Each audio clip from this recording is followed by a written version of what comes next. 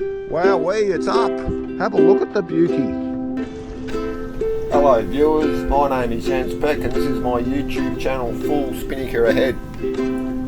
It's all about living aboard and sailing, adventures with Toucan 2, my 46 foot aluminium. I've owned Toucan 2 for 2 years and 8 months and lived on board all that time. Diagnosed with cancer about the same time as purchasing my dream boat. Juggling the medical requirements of my cancer, we've managed to sail down and up the east coast of Australia, over to Tasmania and back, and around the Gippsland Lakes of Victoria, Australia, my home port. No stranger to doing things solo and DIY, with renewed standing rigging, well repaired cracks in the hull, realign the engines, sail repairs, replace the mainsails, water tanks, rescun. The list will go on. I've learned a lot and I still have a lot to learn. One thing that hasn't changed is the desire to sail Toucan 2 as far around this planet as I can, bringing you, the viewers, that story.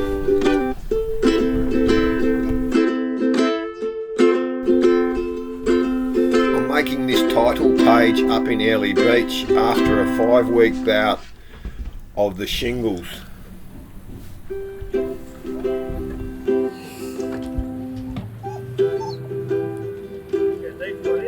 Yep. Yeah, we found a deep spot. Shingles is a viral infection and I had it for 5 weeks. I was seriously sick for 5 weeks and it was an eye opener, and I realised how vulnerable I could be being immune compromised. So I'm making a change in plans and making a base down south where I could work and place where I could seek the medical help more easily if I should fall ill again. A slight delay in my plans, but one that I think will work. Yeah, g'day. I've spent a lot of time in this bed over the last 5 weeks. The catch cry of my YouTube channel, Full Spinnaker Ahead to your dreams, because you never know what's around the corner, now has a lot more meaning after having shingles.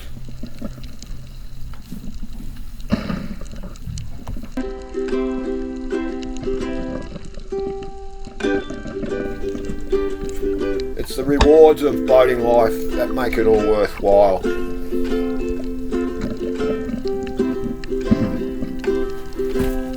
Over the blue seas of the east coast, Toucan glides, taking us to places that we dream of in lullabies. Full Spinnaker ahead to your dreams.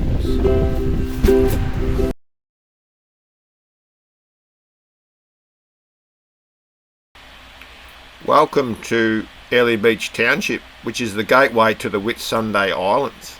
I lived here for 4 years. And in the foreground here we have the Whitsunday Sailing Club with its protective enclosure, a pontoon inside where you can moor your dinghy. Somewhat chaotic system where you just attach your bow line and let the boat swing around that line. It maximises the amount of dinghies that can fit. It works surprisingly well. In the background there we have the Port of Airlie development. This is relatively new. The main street of Airlie, or is the hustle and bustle with tourists, and then the Coral Sea Marina in the distance, and the southern anchorage. In the distance is the islands of the Whitsundays, the playground basically, and there's Toucan 2, my boat, in the foreground. We eventually hired a mooring off the Whitsunday Sailing Club, number 552, just because I was working up here and it just gave me a secure place to moor my boat while I was at work. Okay, today I'm going to try to hoist my Spinnaker solo just with me, and it also, if I get it going, it will be actually the first time it's ever been up with me. So I've hooked the sail, the sausage, or the Spinnaker sausage, up to the halyard, and I've got the tack line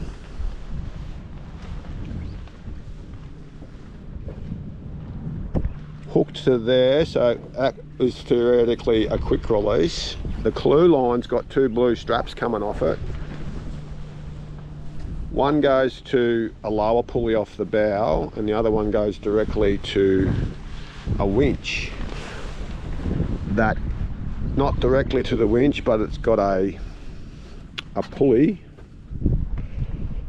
and then to the winch. So hopefully with those lines I'll be able to control it. It's the wind's just picked up a little bit. Hopefully should be all right, and I'll just motor out and see what happens.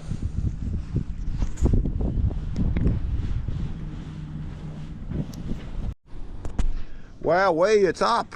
Have a look at the beauty.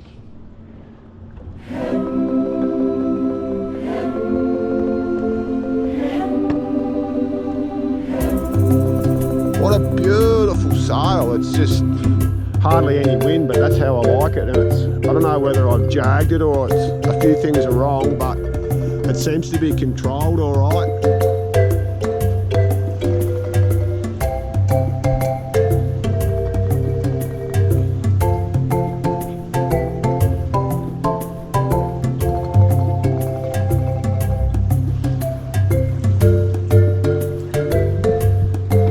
I can't believe it, hey? That's amazing. After all of these time of thinking about it, it's finally happened. I'm happy with what I've achieved so far, but I can see a problem here solo or single-handed. If the wind was up and I'm trying to pull that sail down and I want to release those two clue lines so that I can pull the sock down, I think that's going to be very difficult. The sail's going to be flapping a lot without a second person. So possibly leave them on, pull the sock down and do it in a joggling manoeuvre type of thing. Might work good. Anyway, lots to learn. That can't be good.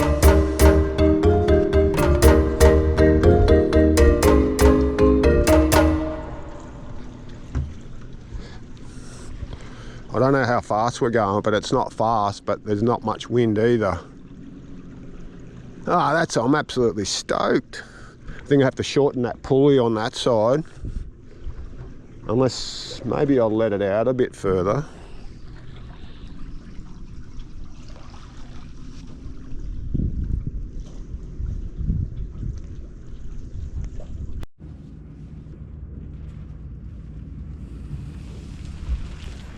So the conditions have started to swirl, so I'm just going to bring the sail down. So I think what we've got to do is release the green and the red, otherwise it won't fill right in. So I'll just take these off here.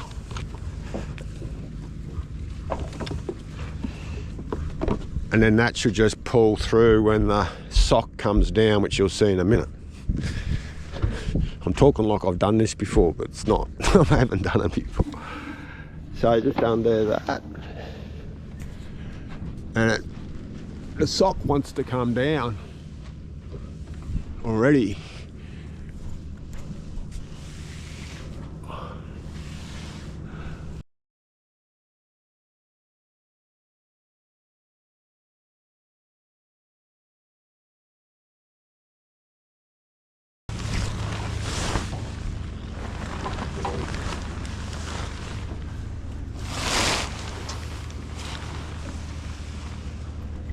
Voila, that's it. I think it'd be a bit different if there was a fair bit too much wind, but that's good for now. Success, love it. Yeah, I'm thinking in this particular case, when I released the green and the red rope, if there was any amount of wind in that sail at that time, and I didn't expedite that sock downward motion to snuff the sail, I'd say it would probably be flapping out the front and around that rigging,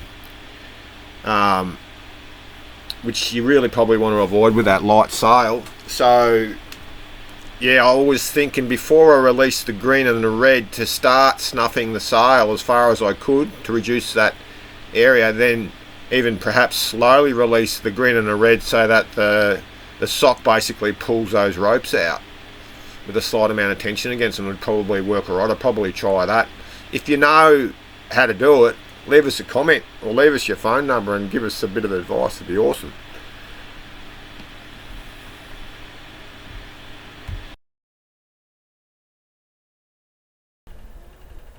Anchored off Black Island in the vicinity of Langford Reef, Hayman Island and Hook Island, enjoying the pristine conditions and the local nesting sea eagle. If you have a look closely at that footage, you'll see the wing of the young one flick up.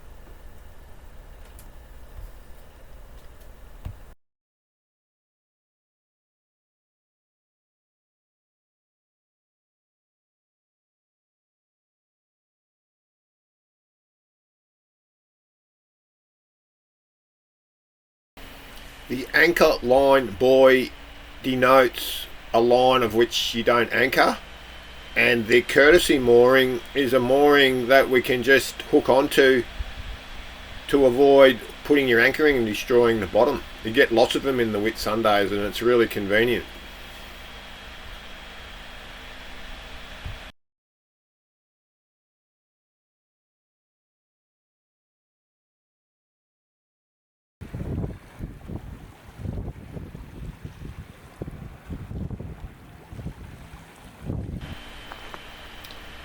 The wonders or the beauties of the Black Island with a few orchids in a place where you would really not expect to see orchids. It looks way too dry.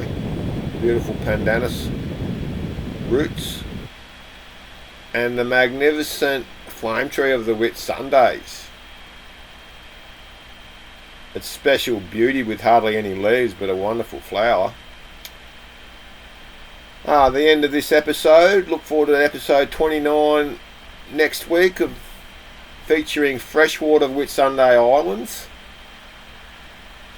the beautiful rock forms, the hoop pines, and a resident groper that decides to harbour under my boat for a while. Hope you can join us next week. Thanks for watching. See you later.